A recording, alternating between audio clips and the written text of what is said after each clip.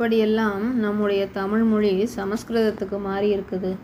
குடமுழுக்கை கும்பாபிஷேகமாக்கி, அருள்மிகுவை ஸ்ரீயாக்கி, கருவறையை கர்ப்பகிரகமாக்கி, நீரை ஜலமாக்கி, தண்ணீரை தீர்த்தமாக்கி, குளியலை ஸ்நானமாக்கி, அன்பளிப்பை தட்சணையாக்கி, வணக்கத்தை நமஸ்காரமாக்கி, ஐயாவை ஜீயாக்கி, நிலத்தை பூலோகமாக்கி, வேளாண்மையை விவசாயமாக்கி, வேண்டுதலை ஜபமாக்கி, தீயை அக்னியாக்கி, குண்டத்தை யாகமாக்கி, காற்றை வாயுவாக்கி, விண்ணை ஆகாயமாக்கி, பூவை புஷ்பமாக்கி, தொழுதலை பூஜையாக்கி, முறைகளை ஆச்சாரமாக்கி, படையலை நைவேத்தியமாக்கி, திருமணத்தை விவாகமாக்கி, பிள்ளைப்பேரை பிரசவமாக்கி, பிணத்தை சவமாக்கி, மக்களை ஜனங்களாக்கி, உணர்வற்றதை சடமாக்கி, 9ஆம் நாளை நவமியாக்கி, 10ஆம் நாளை தசமியாக்கி, பிறந்த நாளை ஜெயந்தியாக்கி,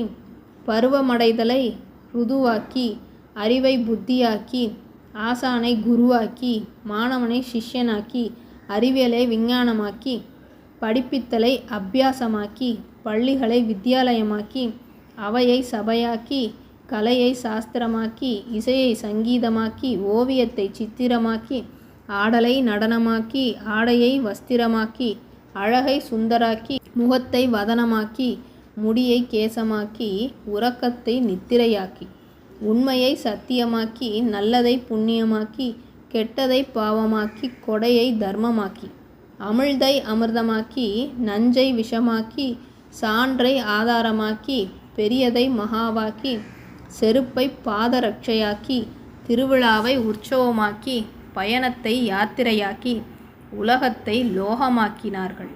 எப்படி எப்படி அழகு தமிழ் சொற்கள் அழிந்தன. தமிழ் மொழியை பேணுவோம். முடிந்தவரை மேற்கண்ட தமிழ் வார்த்தைகளையே பயன்படுத்துவோம். தமிழை வாழ்க, தமிழே வளர்க. நன்றி.